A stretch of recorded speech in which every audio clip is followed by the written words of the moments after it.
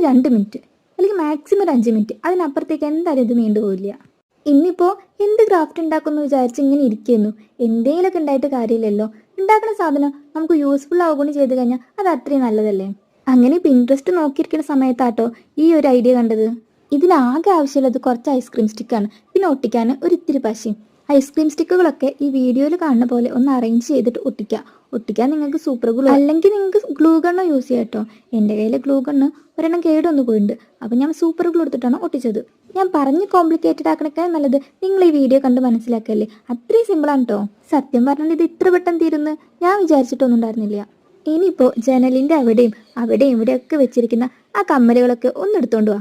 എന്നിട്ട് ഓരോന്നോരോന്നായിട്ട് ഇതിലങ്ങ് തൂക്കിയിടാം. എന്താ ഒരു ഭംഗി. അപ്പോൾ ഇനി സമയം കളയണ്ട, വേഗം ചെയ്ത് നോക്കിക്കോ. ഇഷ്ടമായിട്ടുണ്ടെങ്കിൽ അപ്പോൾ കമൻറ്റ് ചെയ്യാനും ലൈക്ക് ചെയ്യാനും സബ്സ്ക്രൈബ് ചെയ്യാനും മറക്കല്ലേ.